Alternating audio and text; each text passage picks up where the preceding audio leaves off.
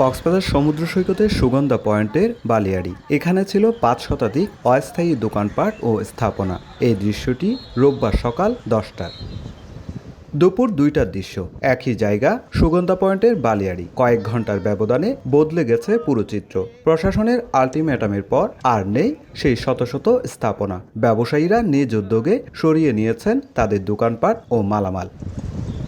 সুগন্ধা পয়েন্টের বালিয়াড়ির স্থাপনাগুলো সরিয়ে নিতে রোববার সকাল ১০টা পর্যন্ত সময় বেঁধে দেয় প্রশাসন। কিন্তু নির্ধারিত সময় পেরিয়ে গেলেও অনেক ব্যবসায়ী স্থাপনা সরাননি। পরে বেলা ১২টার দিকে জেলা প্রশাসন, সেনাবাহিনী, র্যাব, পুলিশ ও আনসারের সদস্যরা ঘটনাস্থলে উপস্থিত হন। শুরু হয় আবারও মাইকিং।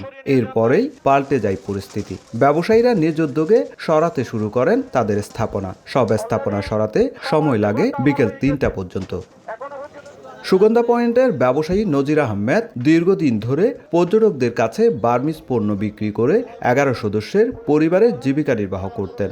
উচ্ছেদের পর নিজের অসহায়ত্বের কথা জানালেন তিনি।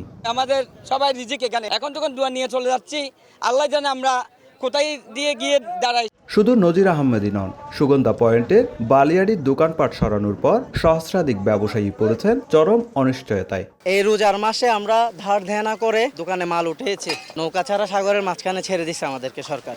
এই উচ্চতকের সম্মান জানিয়ে আমরা নিজেরাই সরে যাচ্ছি, কিন্তু ব্যথা বেদনা তো আমাদের বুকে থেকে যাচ্ছে। আমরা প্রস্তুতি নিয়েছিলাম ঈদের জন্য, এখন তো ওইটাই আমাদের মাডাল হয়ে গেছে।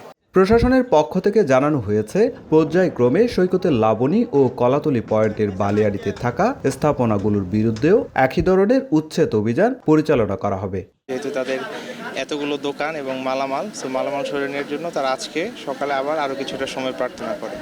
তার প্রেক্ষিতে তাদেরকে সেই সময়টুকু দেয়া হয়, তাদের দোকানগুলো সরিয়ে নিচ্ছে। আমাদের উচ্ছেদ কার্যক্রমটা এইভাবে চলমান থাকবে। স্বরাষ্ট্রমন্ত্রীর নির্দেশনার পর গত ৩ দিনে কক্সবাজার সমুদ্র সৈকতের বিভিন্ন পয়েন্টে প্রায় ৬৩০টি স্থাপনা উচ্ছেদ করেছে জেলা প্রশাসন। সুজাউদ্দিন রুবেল, সময় সংবাদ, কক্সবাজার।